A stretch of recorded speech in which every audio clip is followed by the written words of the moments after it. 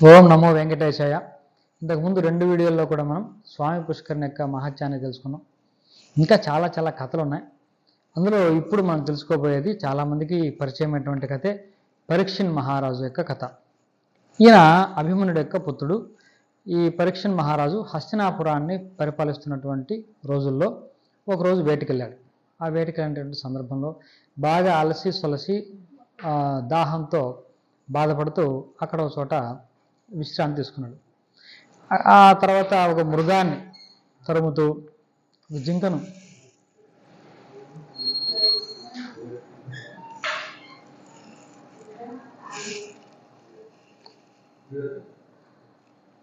అడవిలో ఒక జింకను తరుముతూ ఆయన వెళ్ళి బాగా అలసిపోయాడు. అక్కడ అలసిన వాడై అక్కడ ఒక ఆశ్రమం కనపడింది. ఆ ఆశ్రమంలోకి వెళ్ళాడు. అక్కడ శమీకుడు అనేటువంటి మహర్షి తపస్సు చేసుకుంటూ ఉన్నాడు. ఆయన చాలా తీవ్రమైనటువంటి సమాధి స్థితిలో ఉన్నాడు. అప్పుడు రాజు అంటే దాహం అలసట బాధ ఎక్కువైంది. అతన్ని పలకరించాడు. నేను తరుముతున్నటువంటి జింక ఇటువైపు వచ్చిందా ఏమిటి అని అడిగాడు. అప్పుడు ఆ మహర్షి ఏమీ పలకలేదు. ఆయన సమాధి స్థితిలో ఉన్నాడు. కానీ ఈ రాజుకు అహంకారం, నేను రాజు అంతటి వాడిని వస్తే కనీసం బదులు చెప్పట్లేదే అని ఇంత పరాభవించాడా హస్తినాపుర రాజునే అని చాలా కోపంతో అక్కడ పక్కనే ఆ చెట్లలో చచ్చిపోయి పడి ఉన్నటువంటి ఒక పాముని తన ధనుస్సుతో తీసి ఆ ఋషి మీద ఒక మాల లాగా వేసేసి అక్కడి నుంచి వెళ్ళిపోయాడు. కొంత సమయానికి శృంగి అనేటటువంటి ఋషి ఈ శమీక మహర్షి యొక్క పుత్రుడు అక్కడికి వచ్చాడు. రాగానే తన తండ్రి మెడలో వేలాడుతున్నటువంటి ఆ చచ్చిన పామును చూశాడు. ఈ పని చేసింది పరీక్షిత్తుగా వేరే వాళ్ళ ద్వారా తెలుసుకొని వెంటనే ఒక శాపాన్ని విడిచిపెట్టాడు. నా తండ్రి మెడలో చచ్చిన పామును వేసినాడు కాబట్టి 7 రోజుల్లో తక్షకుడు అనే మహావిసర్పం చేత కరువబడి చచ్చుగాక అనే ఒక శాపాన్ని విడిచిపెట్టాడు. సరే, శమీక మహర్షి తపస్సును చాలించి మేల్కొన్న తర్వాత శమీకునికి తన పుత్రుడు ఇచ్చినటువంటి శాపం గురించి తెలిసింది.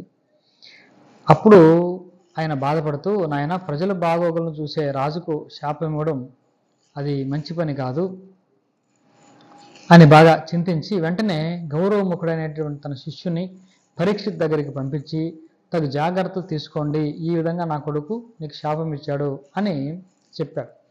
అది విన్నటువంటి రాజు పెద్దలను అగౌరవపరచడం అనర్థదాయకం అని చాలా బాధపడ్డాడు.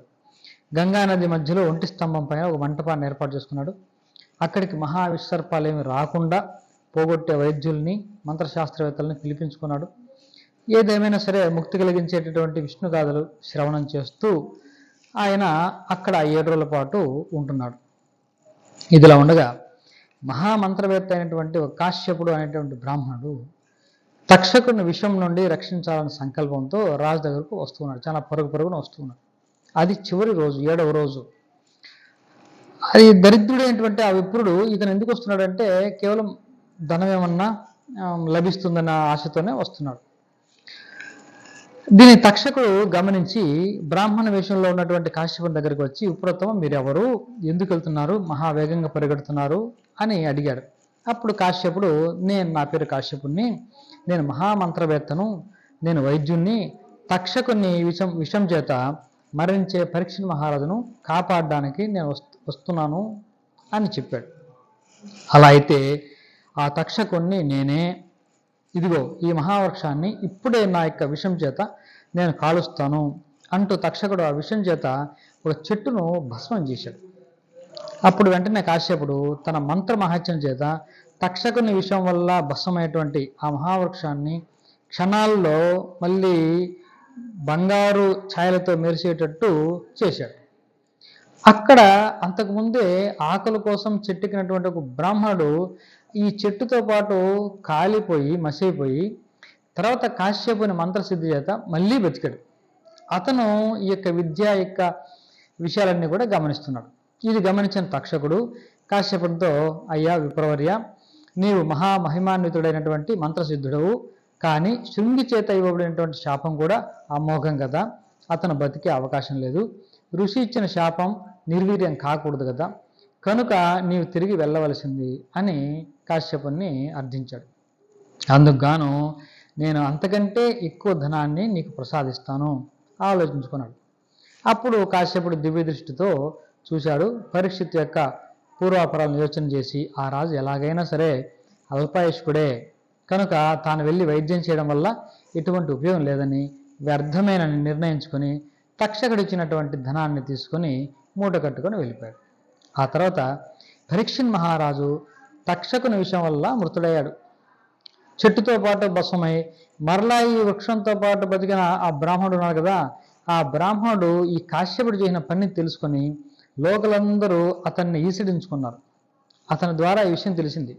అంటే ఎవరూ అతన్ని దరిచేరనివ్వలేదు.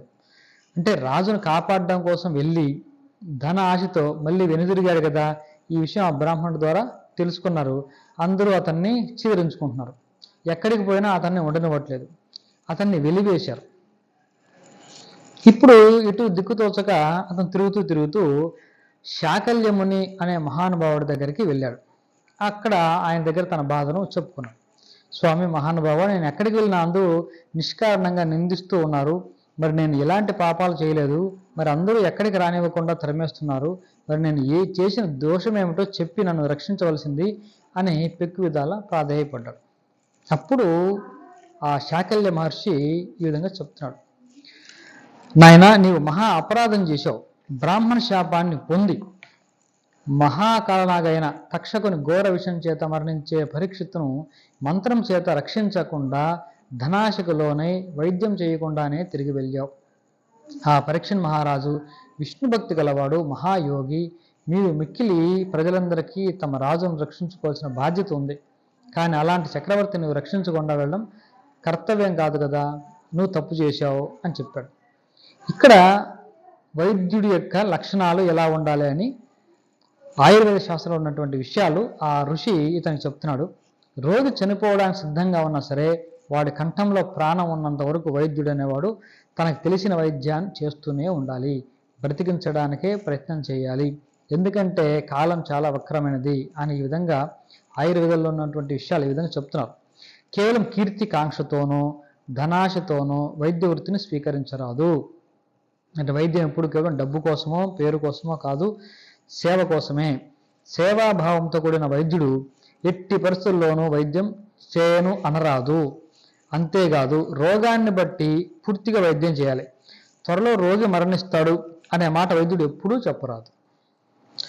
రోగి కంఠంలో ప్రాణం ఉన్నంత వరకు వైద్యుడు తప్పక చికిత్స చేసియే తీరవలను. వైద్యుడు అనేవాడు రోగాన్ని గూర్చి చికిత్సను గూర్చి మాత్రమే ఆలోచించాలి, కానీ ప్రాణాల గురించి ఆలోచించరాదు. ఇది ఇంపార్టెంట్ విషయం. ప్రాణం ఎప్పుడు పోతుంది, ఇతనికి ఆయుష్ తీరిపోయిందా ఉందా, అది నీకు అనవసరం. నీకు రోగికి ఉన్నటువంటి రోగము, తనకి చేయాల్సినటువంటి చికిత్స, ఈ రెండే వైద్యుడికి ఇంపార్టెంట్. ఎంతో ఓర్పుగా నేర్పుగా వైద్యుడు వ్యవహరించాలి. తన వృత్తికి న్యాయం చేసిన వాడే ఇహము పరము పొందగలడు. కాబట్టి నీవు మంత్రశక్తి చేత పరీక్షిత్ మహారాజు వైద్యం చేయగల సమర్థుడే ఉండి కూడా ఆయన ఆయుష్ తీరిపోయిందిలే అని నీవే నిర్ణయించి ధనానికి ప్రలోభపడి వైద్యం చేయకుండా వెనుతిరిగావు. ఈ పాపం నీ వెంటబడి ఉంది కాబట్టే నీకు ఇలా జరుగుతుంది, అందుకే నిన్ను వెళ్ళగొడుతున్నారు అని చెప్పాడు. అప్పుడు కాశ్యపుడు పరిపరి విధాల బాధపడుతూ, ఓ శాకల్య మహర్షి, నన్ను ఆ ఘోర పాపం నుంచి విముక్తి చేసే మార్గం ఉపదేశించవలసింది అని అడిగాడు. మళ్ళీ యథాపూర్వంగా బంధువులు, స్నేహితులు, ప్రజలందరూ నన్ను ఆదరించేటట్టు అనుగ్రహించవలసిందిగా ప్రాధేయపడ్డాడు. అప్పుడు ఓ కాశ్యపుడా, నీవు చేసిన ఈ ఘోర పాపం శాంతించడానికి గాను ఒక ఉపాయం చెప్తాను. ఏమాత్రం ఆలస్యం చేయకుండా దాన్ని ఆచరణలో పెట్టము అంటూ ఆ ముని ఈ విధంగా చెప్తున్నాడు. పరమ పావనమైనటువంటి సువర్ణముఖి నది తీరంలో శ్రీనివాసుడైన శ్రీ మహావిష్ణువునకు నివాస స్థానమై ప్రకాశిస్తూ సర్వలోకాల చేత పూజింపబడుతూ వెంకటాచలం అనే దివ్యధామం ప్రసిద్ధి చెందింది. కాబట్టి ఆ దివ్యక్షేత్రం బ్రహ్మహత్య, సురాపానము, బంగారాన్ని దొంగలించడం వంటి మహాపాపాలను పోగొడుతూ నిత్యము దేవతల చేత రాక్షసుల చేత కూడా నమస్కరింపబడుతూ ఉంది. కాబట్టి శ్రీ వెంకటాచల క్షేత్రంలోని స్వామి పుష్కరిణి తీర్థాన్ని విడిచిపెట్టి ఇతర తీర్థాలకు వెళ్ళేవారు శ్రేష్టమైన పవిత్రమైన చిక్కని ఆవు పాలను విడిచిపెట్టి బొమ్మజముడు చెట్ల పాలను స్వీకరించినట్లు అవుతుంది.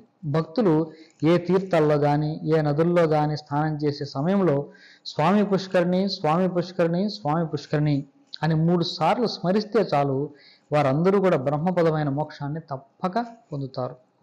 అలాంటి పరమ పవిత్రమైన వెంకటాచల క్షేత్రంలో శ్రీనివాస ప్రభును ఉత్తర దిక్కున అతి సమీపంలో సర్వ పాపాలను నశింపజేయడమే గాక సర్వ శుభాలను ప్రసాదించే స్వామి పుష్కరిణి అనే దివ్య సరోవరం ఉంది. నీవు ఆ క్షేత్రానికి వెళ్ళు. ఆ పర్వతం మీద ఉన్న శుభప్రదమైన స్వామి పుష్కరిణిలో సంకల్పపూర్వకంగా భక్తి శ్రద్ధలతో స్నానం చేసి పిదప ఆ పుష్కరిణికి వాయువ్యములలో ఉన్నటువంటి ఆదివరాహ స్వామిని సేవించు. తదుపరి ఆ పుష్కరిణికి పశ్చిమ తీరాన ఆనంద నిలయంలో కొలువై ఉంటూ శంఖ చక్రాదులతో వనమాలాదులతో అలంకరింపబడిన భక్తుల భయాలను పోగొట్టి వరాలను ప్రసాదిస్తూ దివ్య దర్శనమిస్తూ ఉన్న శ్రీనివాసుని పరమ విశ్వాసంతో సేవించుకో, నీ పాపాలు పోగొట్టుకో. ఈ విషయంలో ఎంత మాత్రం సందేహించవద్దు అని ఉపదేశించాడు. మంత్ర వైద్యుడు కశ్యపుడు శాకల్యమునికి నమస్కరించి వెంటనే వెంకటాచల యాత్రకు వెళ్ళాడు. ఆ క్షేత్రం మీద ఉన్న స్వామి పుష్కరిణి పవిత్ర జలాల్లో శాస్త్రవిధిగా స్నానమాచరించి పాప విముక్తుడై పూర్వరీతిగానే జనులందరి చేత గౌరవింపబడినాడు అంటూ పుష్కరిణి మహత్యాన్ని తెలుపుతూ సూత మహర్షి ఈ గాథను విన్నవారు విష్ణులోకంలో పూజింపబడతారు అని శౌనకాది ఋషులతో ఇలా చెప్పాడు. కాబట్టి కేవలం ఎవరైతే ఈ కథను శ్రవణం చేస్తారో వాళ్ళు విష్ణులోకాన్ని చేరుకోవడమే కాకుండా అక్కడ గౌరవింపబడతారు అని సూతుడు శౌనకాది మహర్షులకు ఇలా చెప్పాడు. తర్వాత వచ్చే వీడియోలో ఇంకొక కథ చెప్పుకుందాం. అంతవరకు ఓం నమో వెంకటేశాయ.